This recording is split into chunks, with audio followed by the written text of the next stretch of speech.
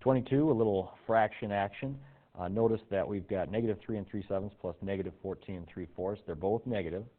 So in terms of our addition rules, we want to just add the absolute values, and then we'll give them the negative symbol at the end. Because if I have negative and I get more negative, I'm going to have an even bigger negative number.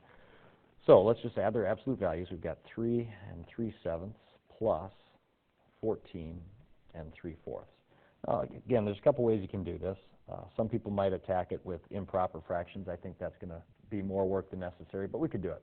3 times 7 is 21, and 3 makes 24/7 plus 14 times 4, it's going to be 56, plus 3 is 59/4. You can see where this is going to get ugly when we find our common denominator. The least common multiple between 7 and 4 is 28. You'd have to multiply by 4 here and by 7 here.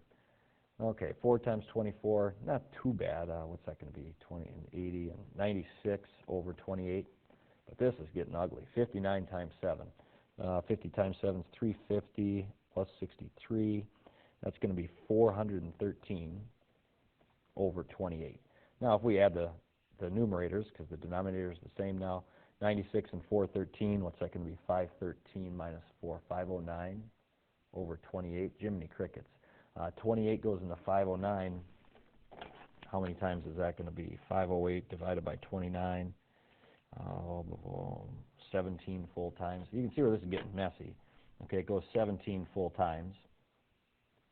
28 times 17, though, is 476.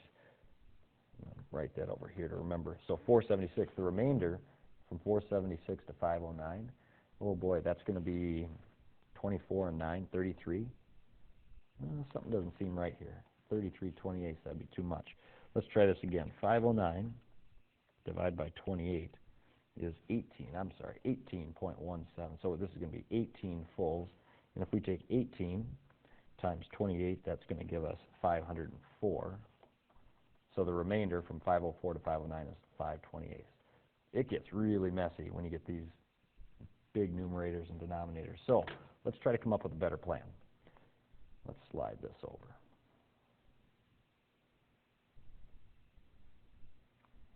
Let's just focus on the fractional pieces,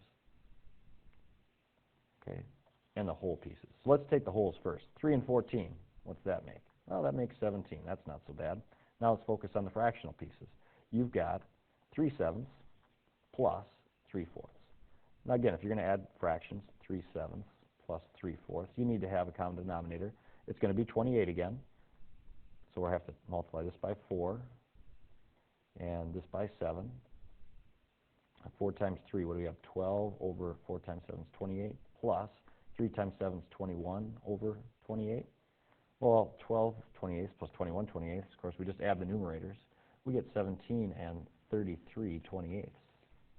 But 33/28, that's the same as 1 and 5/28, because 28 goes into 33 once with a remainder of 5. Well, if I were to combine these two things, what do I get? Well, I get that 18 and 5/28. One thing we can't forget, we can't lose sight of the fact, is that we added two negatives, though.